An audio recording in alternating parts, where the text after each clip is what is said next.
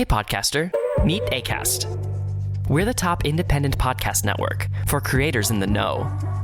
We empower you to develop your podcast idea, find your audience, and grow listener relationships wherever those listeners are. You'll also find a whole range of ways to make money, from membership plans for paying fans to our fully curated and creative advertising experience. Visit acast.com/network to find out more. Acast, for the stories.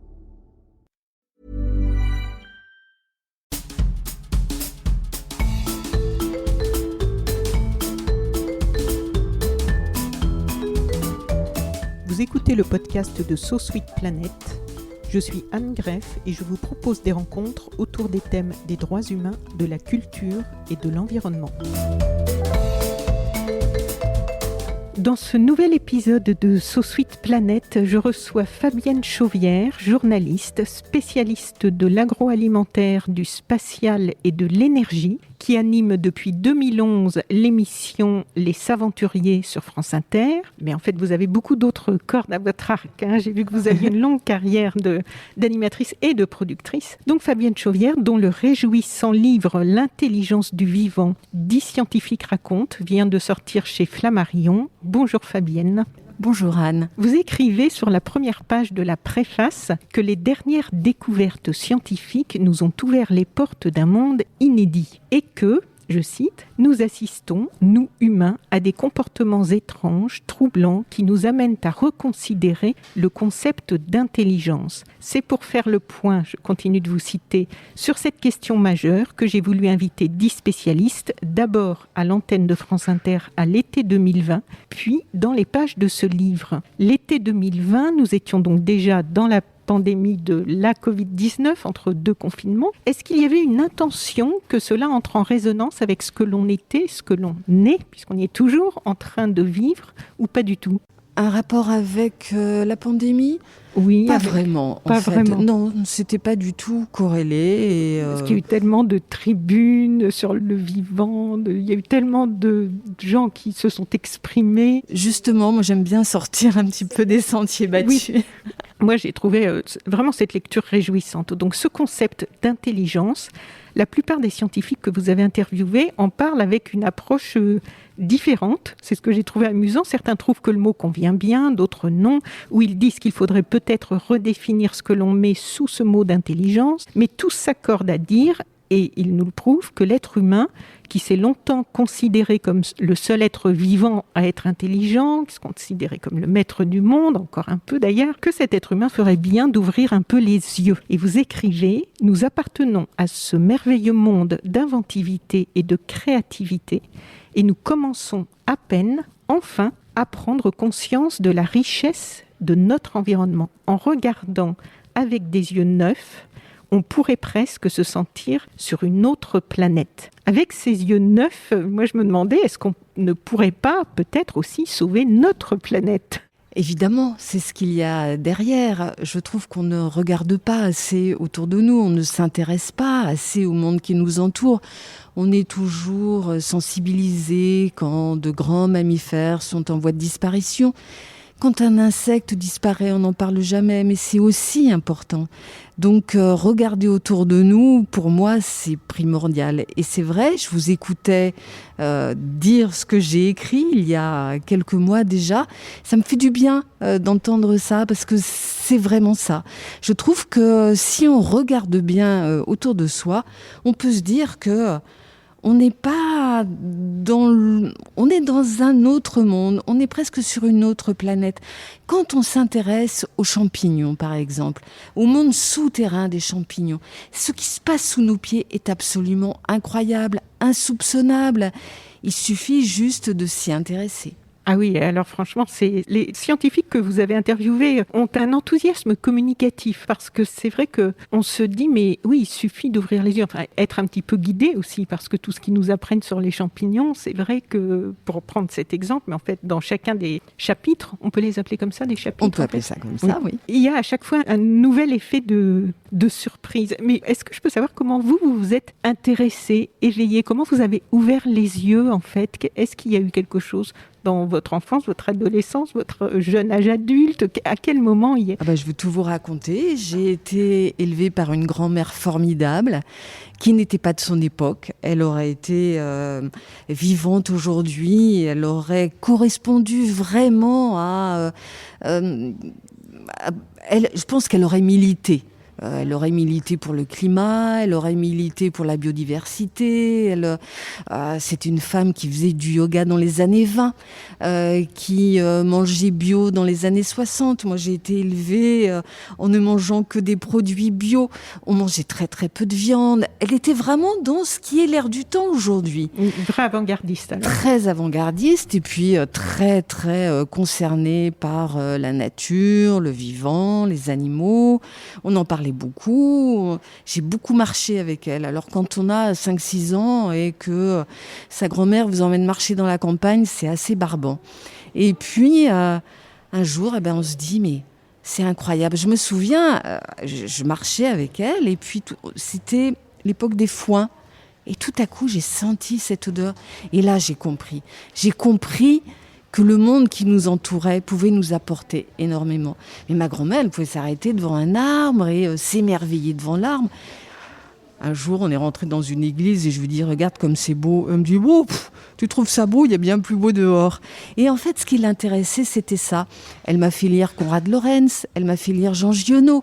Elle était très, très sensible à la nature, au monde vivant. Et moi, du coup, je me sens un petit peu son héritière, quelque part. C'est une belle histoire.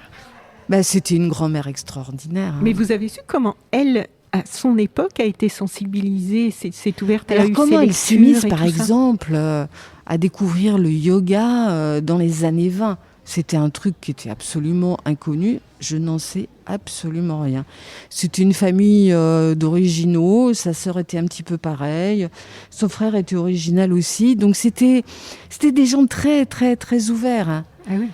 Je ne sais pas du tout, effectivement, ce qui l'a amené à s'intéresser à ça. Alors, moi, j'ai réalisé ces 2 dernières années, là, pour So Sweet Planet, pas mal d'interviews de personnes qui parlent du vivant avec différentes approches, différents angles, des chercheurs, des romanciers, des artistes, des activistes, des juristes, des philosophes, des réalisatrices. Et il y a quelque chose que j'ai retrouvé chez toutes et tous et que vous résumez très bien, page 13, je cite, « Tout ce que nous commençons à comprendre grâce au travail des chercheurs appelle à poser un regard plus tendre sur le monde auquel nous appartenons.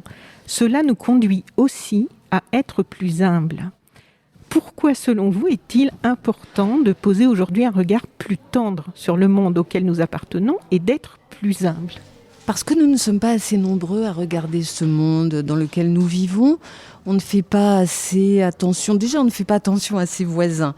Comment voulez-vous qu'on fasse attention au brin d'herbe qui va pousser sur le trottoir ? Moi, rien que ça peut changer ma journée. On ne s'intéresse pas, on ne fait pas attention à la nature. Je trouve que les jeunes générations commencent à s'y intéresser différemment. Mais on continue à prendre sa voiture, à polluer, on achète des bouteilles en plastique, on continue. On n'est pas du tout soigneux vis-à-vis du monde qui nous entoure, je trouve.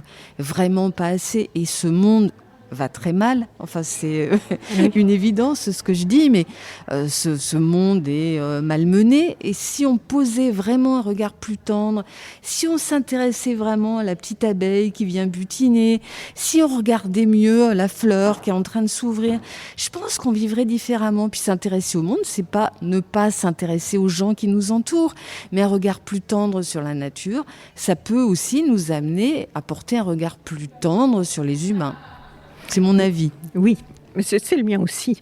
Et d'ailleurs, je pense que si les décisionnaires qui peuvent avoir des décisions très impactantes sur des grandes aires géographiques ou sur des grandes populations qui soient à la tête de grandes entreprises ou au niveau politique, s'ils avaient cette conscience-là, peut-être que ils réfléchiraient à 2 fois avant de prendre des décisions qui, jusqu'à maintenant, pour l'instant, on se rend compte effectivement avec l'Anthropocène qu'il est temps de réagir au niveau individuel, mais aussi à un niveau au-dessus de nous, quoi. Mais regardez comment fonctionne le monde aujourd'hui. Il n'y a que l'économie qui compte. Voilà.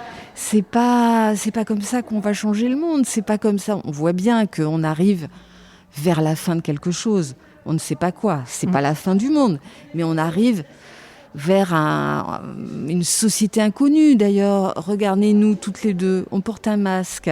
Bientôt, on va avoir un pass sanitaire. On a rempli des papiers pour sortir le soir.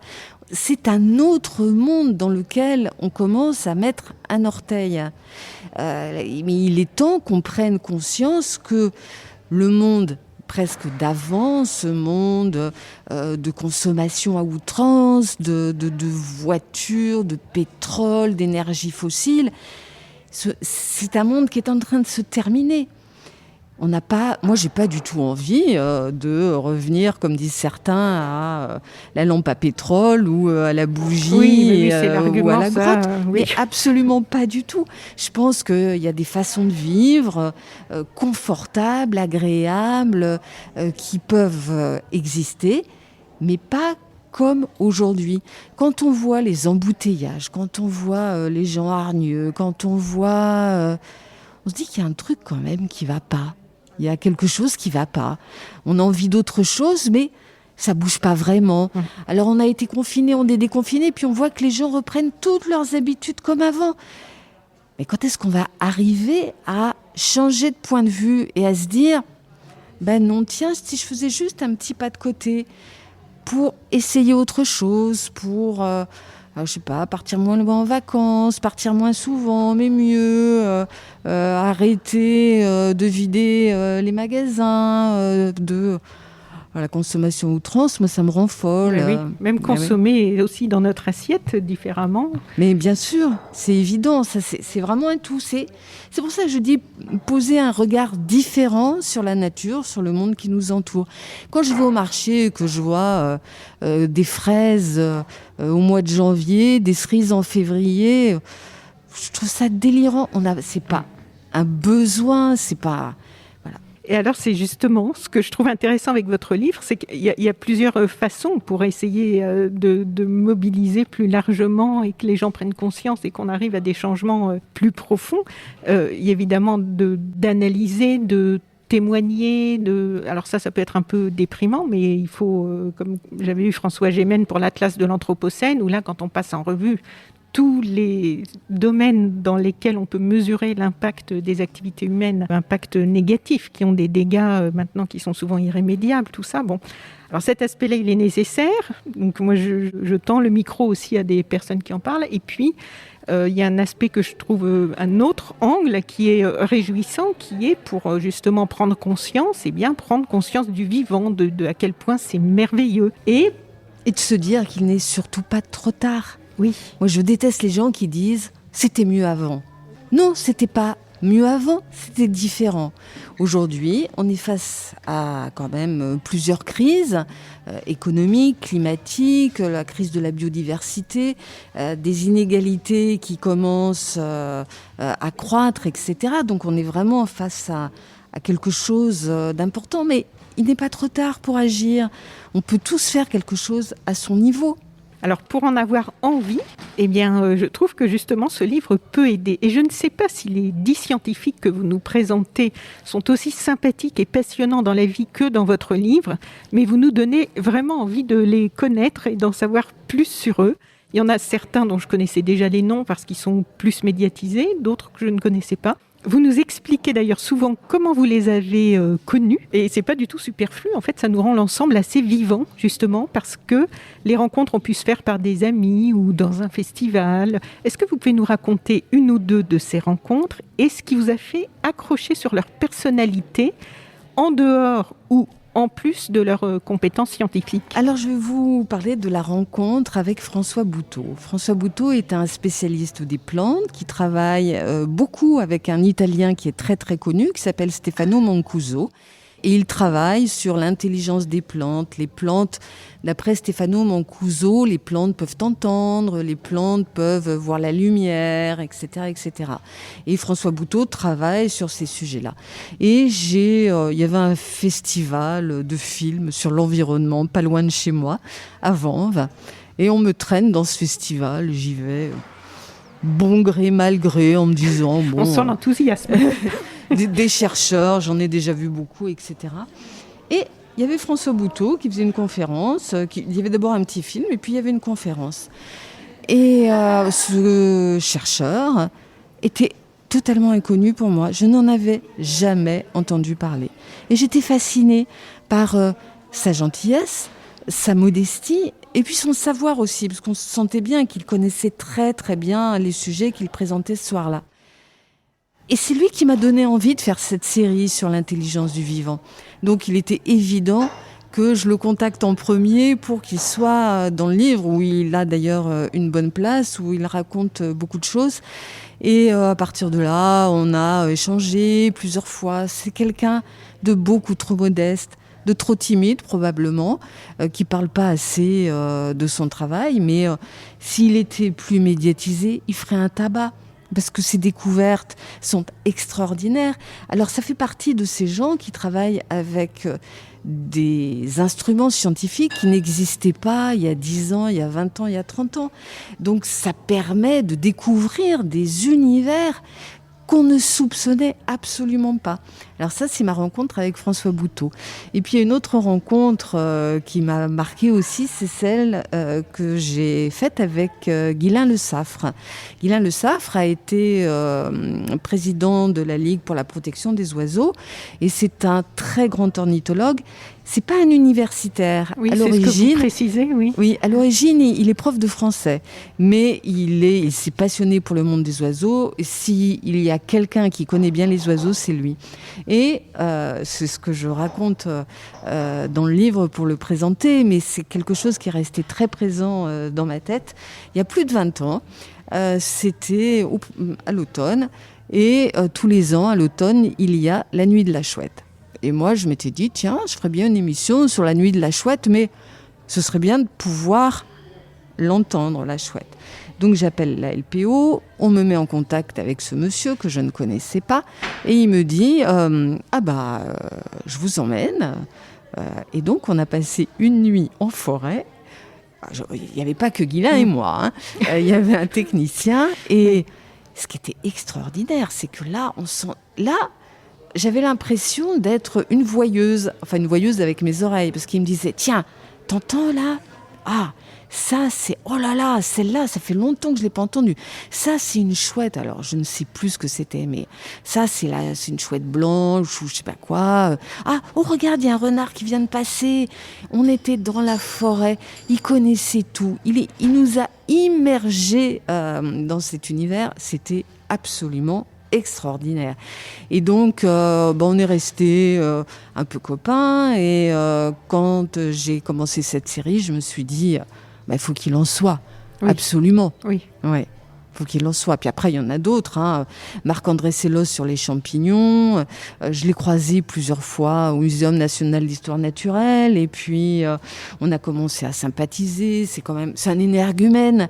C'est quelqu'un de très original, de très érudit, de très brillant, et puis qui a un humour dévastateur. Donc, on ne peut pas, quand on l'a rencontré, on ne peut pas l'oublier. Donc, c'était évident qu'il devait en être. Et puis, il y en a d'autres que j'ai découverts que je ne connaissais pas. Ah oui, aussi. Oui, Fabienne Delfour qui parle de l'intelligence animale, je ne la connaissais pas.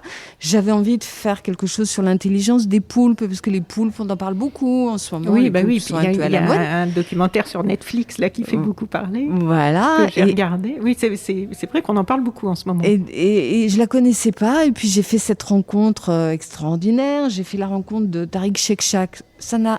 Alors lui, c'est le biomimétisme. Il utilise,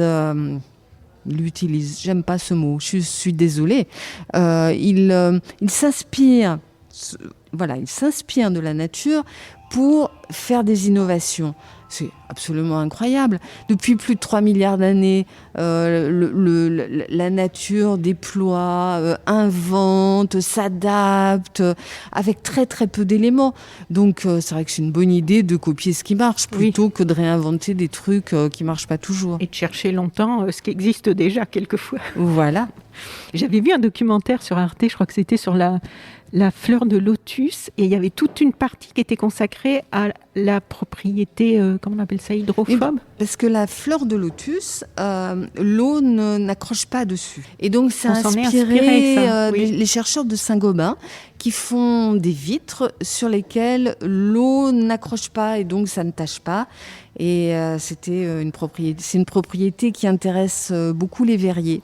Voilà. Mais le biomimétisme, c'est incroyable. Et puis ça permet de faire des choses en douceur. On n'est plus dans la chimie agressive. Voilà, regarder, s'inspirer, copier, s'adapter et économiser aussi, parce que le biomimétisme, ça permet d'économiser des produits chimiques, des matières premières. Un jour, on aura peut-être des panneaux solaires qui vont s'inspirer des feuilles des arbres. On peut imaginer mille et une choses avec le biomimétisme. Alors, le premier chapitre, il est consacré à ce fameux blob. Et la spécialiste, donc Audrey Dussutour, en parle avec beaucoup d'humour de ce blob. Est-ce que c'était le meilleur candidat pour ouvrir le livre, en fait ? Le blob, c'est tellement à la mode que c'était dommage de ne pas ouvrir le livre avec. Il est même parti avec Thomas Pesquet. Ils ne sont pas encore partis. Ils partent au mois de juillet. Ah, ils ne partaient pas en même temps que lui, les blobs. Ils vont partir dans un cargo au mois de juillet et on va les réveiller au mois d'octobre. D'accord. Donc le blob, pour résumer, c'est pas un champignon, c'est pas une plante, c'est un organisme unicellulaire qui est capable d'apprendre, qui est capable de se déplacer. Il y a même des blobs aux zoos de Vincennes aujourd'hui. Et c'est vrai qu'Audrey Dussutour, qui à l'origine est une spécialiste des fourmis, n'était pas une spécialiste du blob. C'est elle qui a rendu cette chose à la mode, puisqu'on en parle beaucoup. On peut même acheter des blobs sur Internet, les élever. Oui. Et c'est vrai qu'elle en parle avec beaucoup d'humour, parce que il y a quelque chose de drôle dans le blob. Le blob se nourrit avec des flocons d'avoine. Et si on donne une mauvaise marque de flocons d'avoine au blob, on laisse le blob dans le laboratoire avec ses petits flocons d'avoine, mais ça ne lui plaît pas, eh bien, le lendemain matin, on va retrouver le blob dans la poubelle, parce qu'il va aller chercher à manger dans la poubelle. Alors qu'il n'a pas de cerveau, hein. Il n'a pas de cerveau, il est capable d'apprendre à ses congénères, il est capable de grossir indéfiniment. Si on l'endort, il peut rester endormi pendant des décennies, on peut le réveiller tranquillement. C'est quelque chose d'assez bluffant, le blob. On a des blobs, on peut en voir des blobs partout, hein, si vous vous promenez en forêt. Mais j'ai lu ça, mais du coup, je me suis dit, il va falloir que j'ouvre les yeux, justement. Ça ressemble à de l'omelette. Vous voyez des petites formes jaunes, voilà, ça c'est des blobs. Et on a des blobs en France, mais qui ne sont pas les mêmes que les blobs japonais, qui ne sont pas les mêmes que les blobs australiens, qui n'ont pas les mêmes goûts, qui ne fonctionnent pas tout à fait de la même façon. Et pourquoi le blob ? Parce que ça reprend le titre d'un film. Et ce film donc s'appelle Le Blob, avec un organisme complètement inconnu qui faisait un peu peur, et donc elle l'a appelé Le Blob qui était extraterrestre, non ? Voilà. Et Audrey Dussutour est une vraie scientifique, très très sérieuse, s'est intéressée au blob. Et c'est vrai qu'aujourd'hui, on en parle beaucoup du blob, grâce à elle. Et elle le fait avec beaucoup d'humour. Ouais. Oui, c'est ça. Mais la façon qu'elle a de retranscrire, et en plus, c'est vraiment... Je me suis dit, pour ouvrir le livre, c'est un magnifique support, le blob, parce qu'en fait, ça, pour remettre en question l'idée qu'on se fait de l'intelligence, là, on se rend compte qu'il y a beaucoup de choses, effectivement, à revoir dans notre approche de l'intelligence. Alors, on sent que votre regard est bienveillant, j'ai trouvé, et qu'il aime s'amuser, je crois. Ah ben oui. Dans la façon dont vous décrivez les sujets et les scientifiques, par exemple le chapitre sur la vie secrète des champignons avec justement le chercheur Marc-André Sellos, que vous décrivez, je vais le lire parce que ça m'a amusé, vous le décrivez chaleureux, bavard, un brin fantasque, il affectionne les tenues balnéaires en été et les costumes 3 pièces en hiver. Mais oui, si vous le croisez l'été, il est en short. Et l'hiver, il est en costume 3 pièces, très chic, oui. très british. Deux mises d'élégance, dites-vous, 2 mises qui lui vont très bien. Et la suite est assez drôle et je me suis demandé en lisant ces portraits si l'exercice de rendre ces portraits et ces sujets est souvent amusant, toujours passionnant, si l'exercice était pour vous aussi facile qu'il semblait et qu'est-ce qui pouvait être difficile pour arriver à ce que vous souhaitiez avec ce livre. Alors c'est mon 3e livre et je trouve que c'est... je ne veux pas me lancer de fleurs ni rien, hein. Oui. Je trouve que c'est le plus réussi parce qu'il est très honnête, parce que les scientifiques... Alors tous les scientifiques que j'avais sollicités, il n'y en a pas un qui a refusé, donc ça c'est chouette. Et des rencontres superbes et tout. Et puis c'est vrai que moi j'aime bien... m'amuser, c'est peut-être pas le terme approprié, mais j'aime bien quand il y a de l'humour, je ne me prends pas au sérieux, donc j'aime bien quand les choses sont présentées de façon pas trop sérieuse, ce qui n'empêche pas qu'on puisse dire des choses très sérieuses, vérifiées. Tous les scientifiques qui sont dans le livre ont relu leurs chapitres, corrigé, donc il n'y a pas d'erreur dans le livre. Pour moi, c'était important.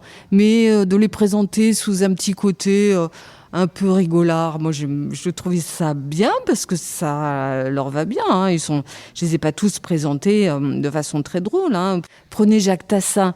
Jacques Tassin, je ne l'ai pas présenté avec humour, mais avec tendresse, parce qu'il a une sensibilité absolument incroyable vis-à-vis des arbres. Et il se pose des questions comme si j'étais à la place d'un arbre. Il faut quand même oser faire ça. À quoi pense un arbre ? Faut oser poser ce genre de questions. Alors, il n'est pas drôle, mais je l'ai présenté tel que je l'ai senti. Et ce qui est très amusant, c'est que la plupart des co-auteurs, je ne sais pas si on peut appeler ça comme ça, oui.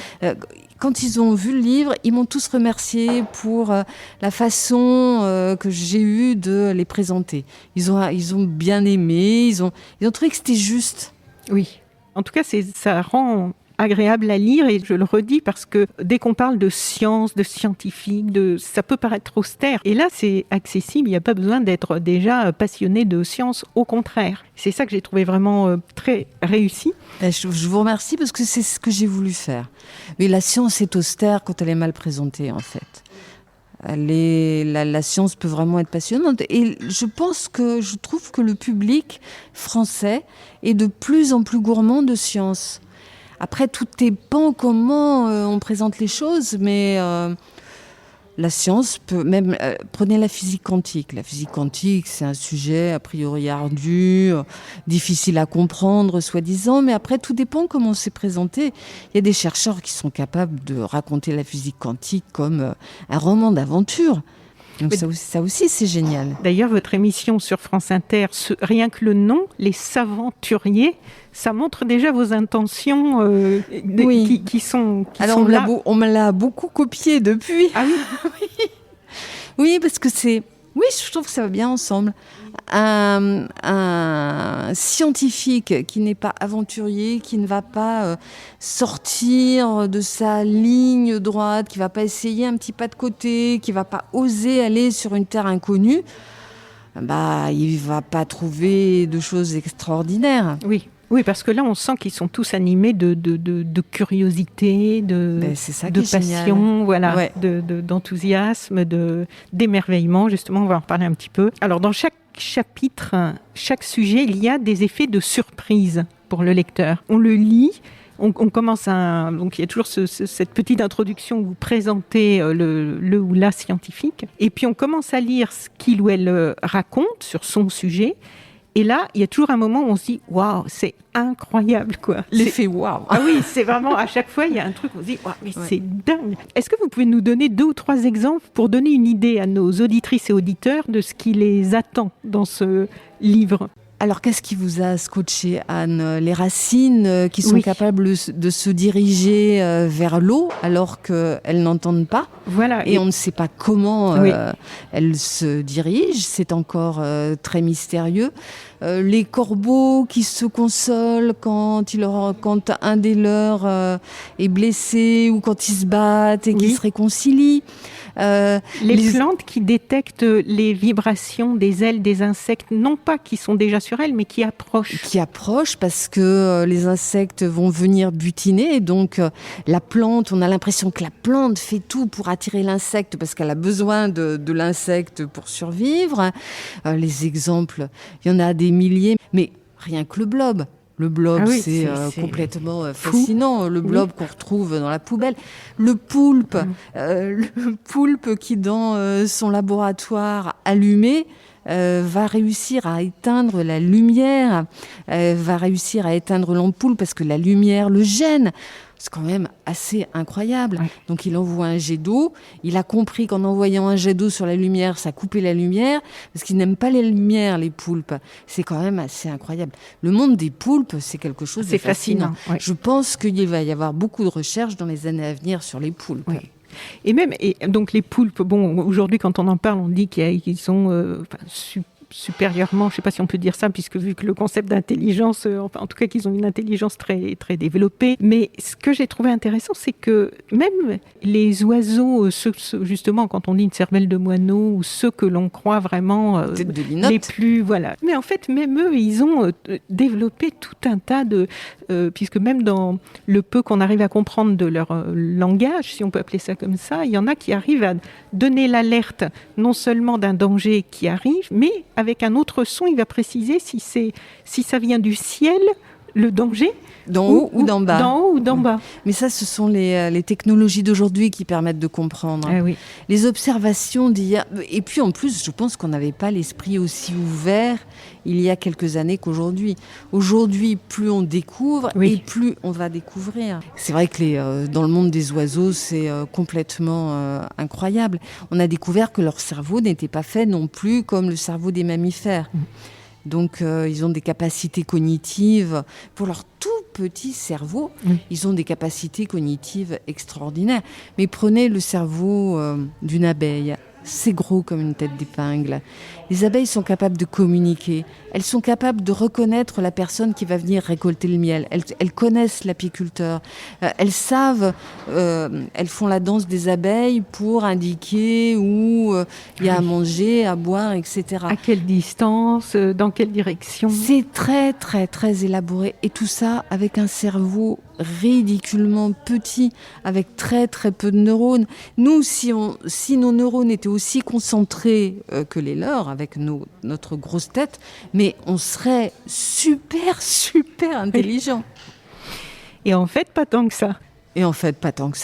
Vous avez raison. Et vous qui travaillez depuis de nombreuses années, donc avec des scientifiques qui les interviewaient, est-ce que vous êtes encore surprise ? Bien sûr. Autrement, je continuerai pas. Ah oui, je suis tout le temps surprise. Tout le temps, que ce soit dans le domaine de l'intelligence du vivant, que ce soit dans le domaine de la physique, que ce soit dans le domaine des sciences humaines. J'ai rencontré il n'y a pas longtemps une femme qui m'a subjuguée, qui est professeure de littérature comparée. Ça n'a rien à voir avec les scientifiques que je fréquente d'habitude. Elle s'est intéressée à la ville de Détroit, aux États-Unis, la ville de Détroit qui a connu une grande faillite, où il y avait des millions d'habitants, il reste plus que 600 000 habitants et sur ces 600 000 habitants, la majorité sont des gens qui vivent dans une grande précarité.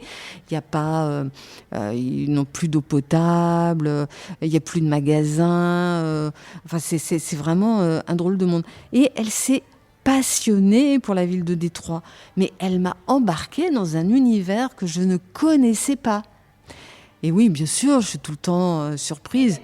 Bon, et alors, ce qui est instructif et enrichissant aussi avec cette lecture, c'est que l'on apprend beaucoup de la richesse et de la complexité des mécanismes du vivant, mais de façon très imagée, très simple, et ça nous aide en fait concrètement à comprendre que ces mécanismes ne sont pas extérieurs à l'extérieur de nous, mais que nous sommes imbriqués dedans. Mais oui.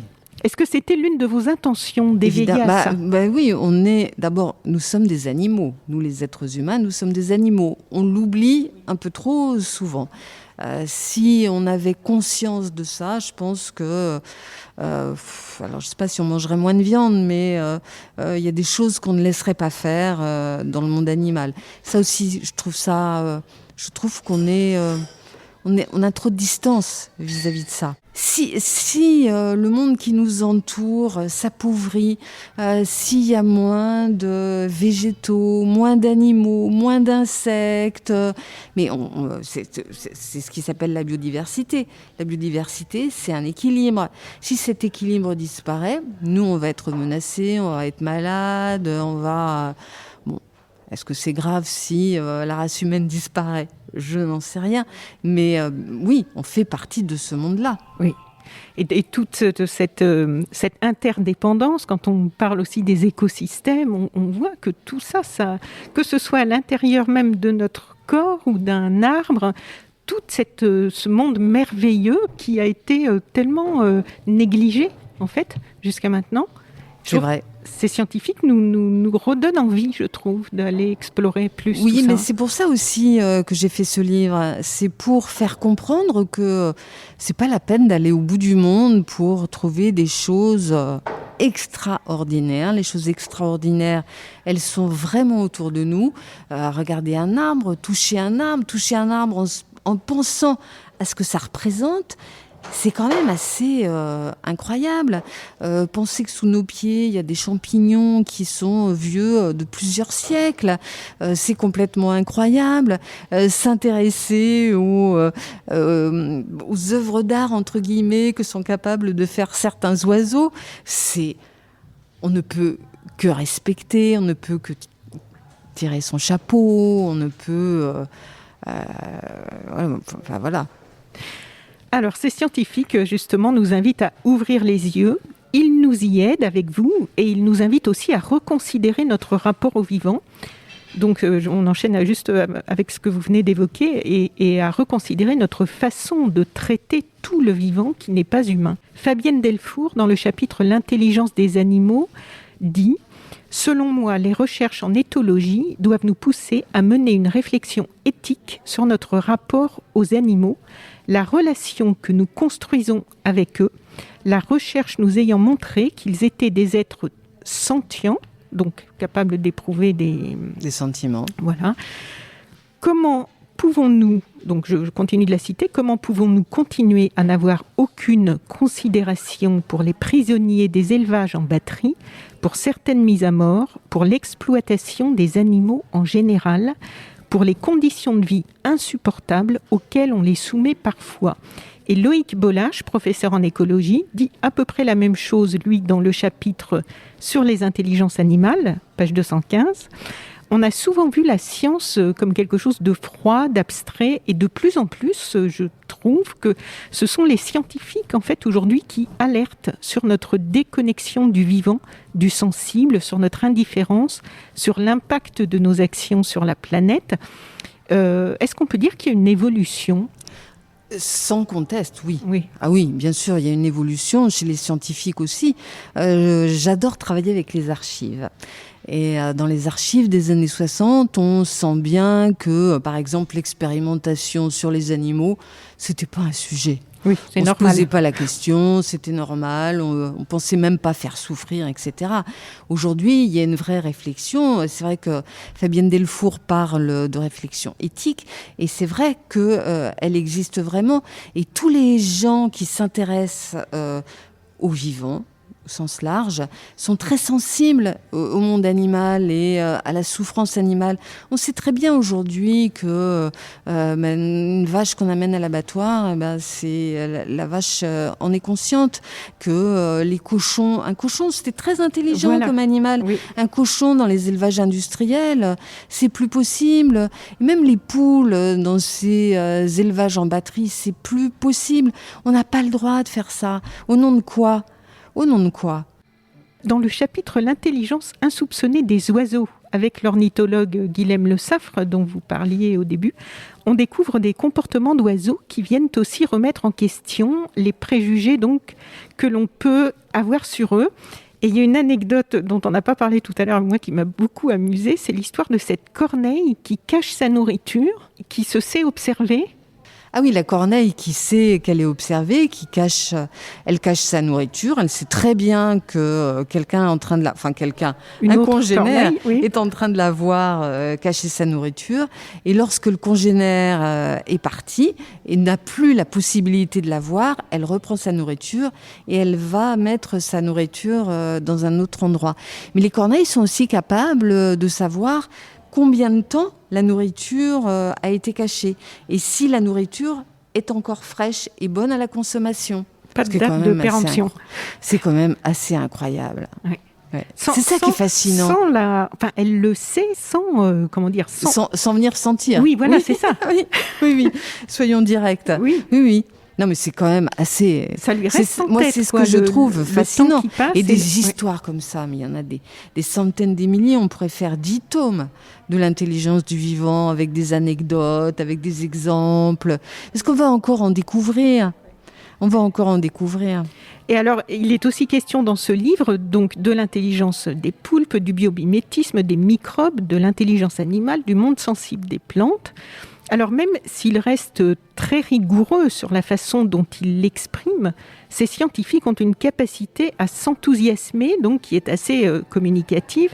Et Jacques Tassin nous dit à propos des plantes, leur capacité à s'orienter vers l'autre, il a mis l'autre, vous l'avez mis en italique, leur capacité à s'orienter vers l'autre, à s'extérioriser, m'éblouit. Certains disent même que la plante n'est pas autocentrée, mais cosmocentrée.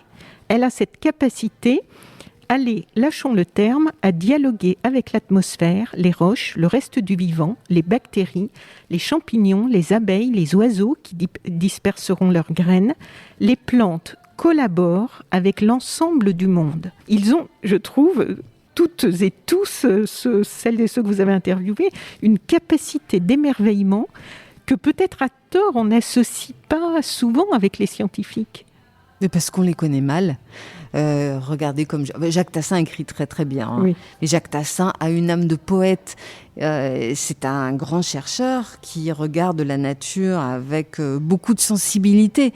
Et c'est pour ça qu'il est capable de mener ses recherches très originales aussi. Ah oui. Et puis il écrit très bien, mais moi je trouve que c'est une belle conclusion ce qu'il écrit. C'est vrai que cette relation au monde qu'on est tous censés avoir, mais nous, dans nos vies de citadins, on a tendance à perdre un peu ça, ce qui est un peu dommage. Mais je trouve qu'il raconte bien comment les arbres ont cette relation presque...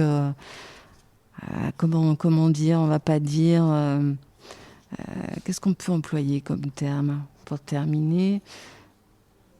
C'est pas magique du tout, c'est pas... Il n'y a pas de religion dans ça. C'est une relation sensible. Oui, sensible. En fait, il y a beaucoup de sens aussi pour ce mot. Ce livre, qu'est-ce que vous aimeriez qu'il déclenche comme réaction chez les lectrices et les lecteurs ? J'aimerais que ça donne envie d'aller plus loin. J'aimerais que ça donne envie d'aller marcher dans la forêt en se disant « Waouh, c'est vrai, j'avais pas pensé ». qu'un arbre c'est tout ça, qu'une plante c'est ça, que les champignons c'est sous mes pieds, que les oiseaux là-haut ils font ci, ils font ça, que le blob, cette espèce de masse informe, jaune qui est sur le bord du chemin, que si je l'amène chez moi, il va se déplacer. Voilà, je veux que ça suscite des envies. l'envie d'aller plus loin.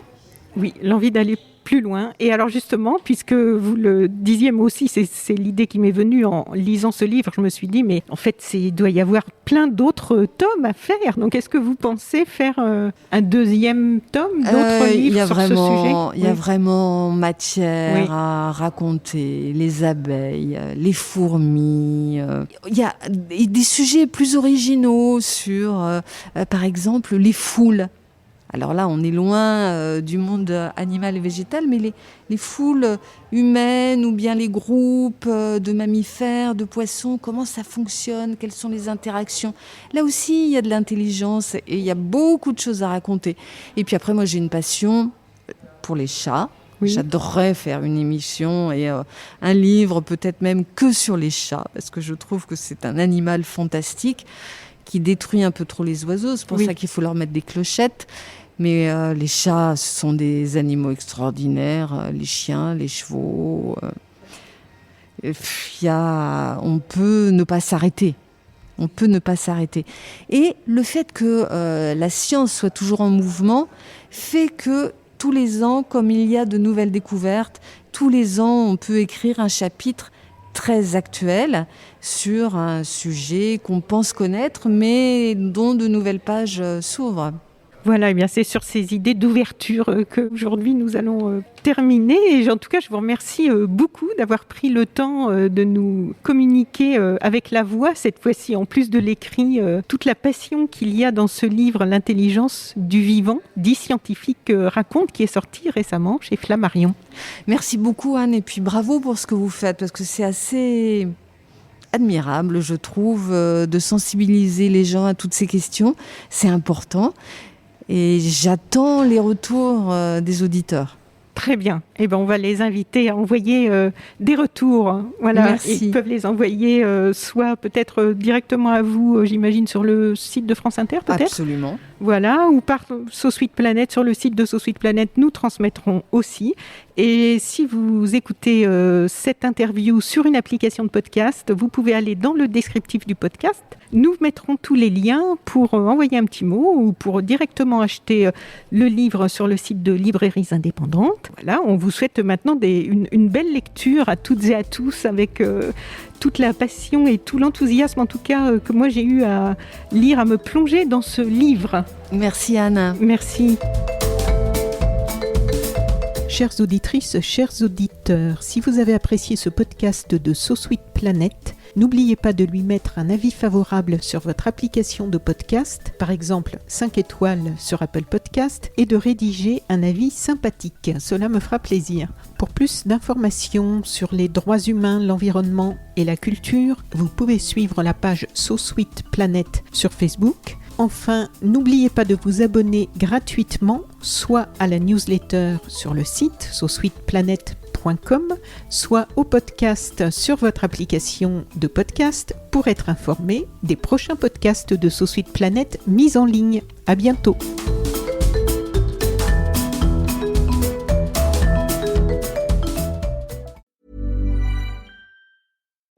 Acast recommends more podcasts, more episodes, more great shows.